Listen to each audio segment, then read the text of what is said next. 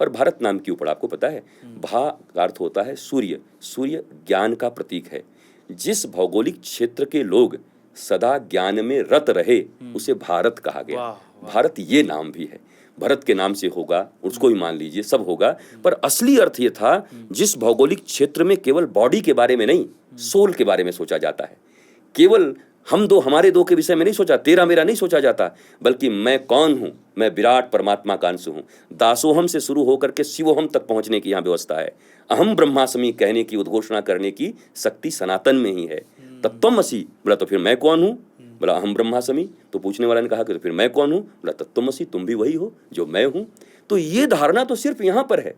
तो जो लोग पशुओं को भगवान मानकर, हम सिंह को नरसिंह भगवान मान के पूजा करते, सांप को नाग पंचमी के दिन हम पूजा करते, पक्षियों की पूजा करते, पेड़ों की पूजा करते, जल को वरुण देवता मानते हैं। हमने प्रत्येक चीज में बच्चों की भावना भरी थी कि ये भगवान है, ये ईश्वर हैं, देवता हैं, इनका विनाश मत करना, वन देवी हैं, वन देवता हैं। आज आप मॉडर्न बन के सब नाश कर रहे और बिस्लेरी का बोतल ले लेके सेमिनार कर रहे, और सेमिनार भी कर रहे जलवायु के लिए, और 25 एसी चलाते हुए ओजोन में छेद हो रहा है और जलवायु के ऊपर चर्चा हो रही है। हमने तो पानी को भगवान माना, सबको भगवान माना, तो हमको आपने प्राचीन कह दिया, हमको ओल्ड मॉडल कह दिया, हमको कह दिया रूढ़िवादी लोग हैं।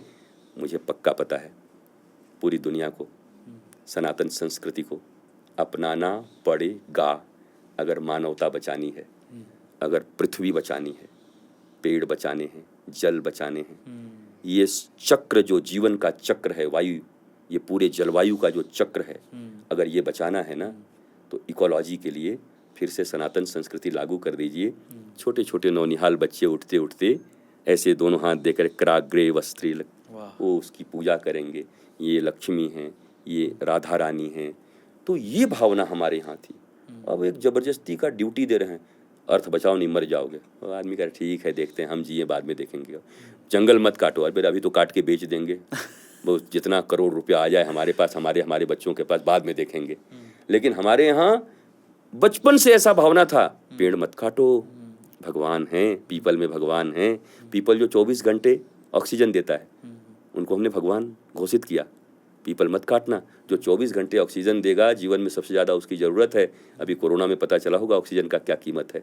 तो हमने जो चीज़ें वैज्ञानिक रूप से धर्म की अवधारणा पर सेट किया हुआ था, भक्ति के आधार पर बनाया हुआ था, हमको पाखंडी कह दिया गया, हमको दम्भी कह दिया गया, हमको प्राचीन कह दिया गया। और अब ये बिस्लेरी के बोतल लेकर के बड़े मॉडर्न लोग बैठ रहे हैं। पुनः पूरी दुनिया को सनातनी होना होगा। और मैं कह सकता हूँ कि प्रधानमंत्री नरेंद्र मोदी जी ने जो बिगुल फूंका है, व्यक्तिगत रूप से मैं उनकी प्रशंसा करता हूँ। इसके बाद मुझे एजेंट कहा जाएगा कि भाजपा के एजेंट हैं, कहेंगे लोग। एजेंट शब्द का अर्थ भी तो नहीं जानते ये। एजेंट का अर्थ होता है संवाहक। गुलाब खिलता है, उसकी खुशबू को एजेंट के रूप में हवा हमारी नाक तक लाती है और तब हम सुगंध लेते हैं। तो जब हनुमान जी के पिताजी पवन देवता ही एजेंट हैं, तो हमको एजेंट होने में क्या तकलीफ है? अच्छी खुशबू फैलाने का एजेंट ही तो साधु हैं, संत हैं। ज्ञान विज्ञान फैलाने के एजेंट ही तो साधु हैं। सत्य प्रेम न्याय करुणा फैलाने के एजेंट ही तो साधु हैं।